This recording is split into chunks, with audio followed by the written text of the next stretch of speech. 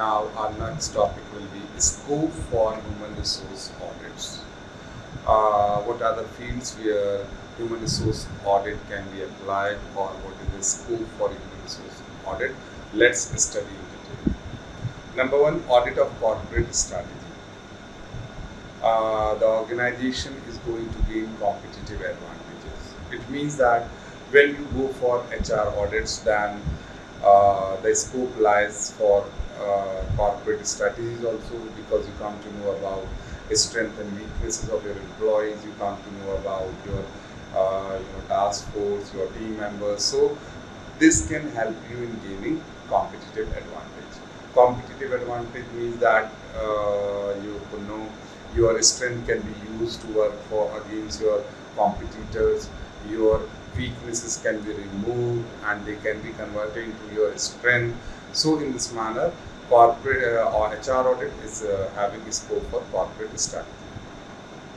Audit of the human resource function. Human resource information system, staffing and development, and organization control and evaluation. When these all important aspects of human resource functions are studied, then no scope is left for further corrections or improvement. And HR audit, what it does, it analyze all these functions in a very deep manner, in a very proper manner, with full concern and attention. So when every aspect of your human resource function is studied and analyzed, then it gives you a scope for more improvement. It gives you scope for more growth and development. Audit of managerial compliance. Human resource policies and procedures. HR audit is an audit of managerial compliance, that whether all the laws and legal compliances existing presently are being fulfilled or not. Are we complying with all the acts? Are we complying with all the laws? Are we giving all the rights to employees? And if we are lacking or any kind of corrections are required, then those corrections can also be taken into consideration and they can be done very properly. Next, audit of employee satisfaction.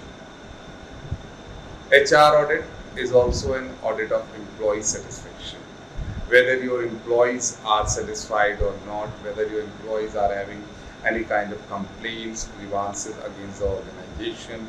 Because if employees are satisfied, or we are able to learn how well employee needs are met, then it is sure that for years and years an organization will not face any kind of further problem related to HR or employees.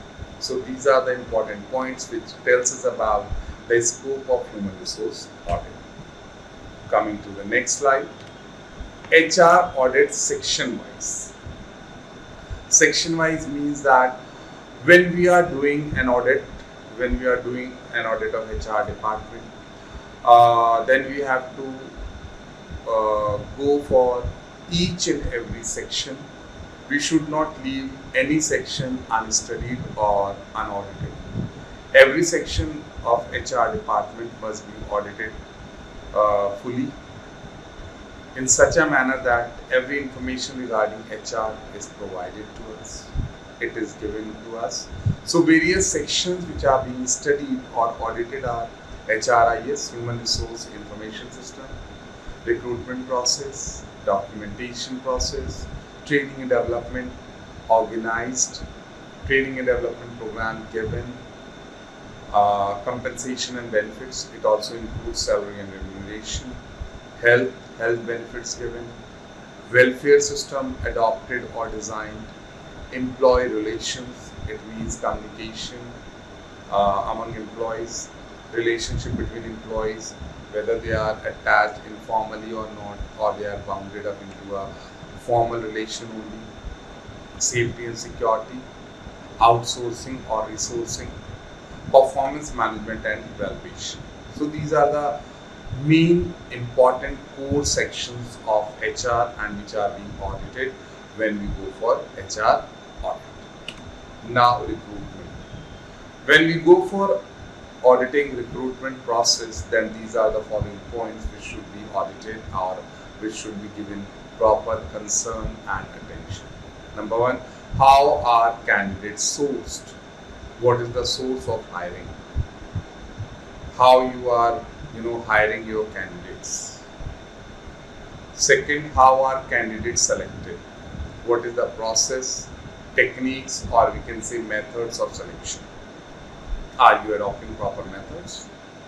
Are you adopting proper techniques? Or you are missing something? Are legal requirements met? Whatever is legally required, it is being met by the organization or not regarding recruitment.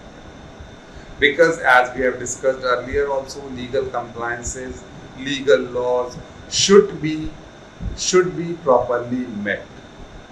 We should not leave any law or compliance to be unapplied or implemented. Are the same processes used for all jobs, all locations? Is there any difference? Is the recruitment done as per the need and requirement?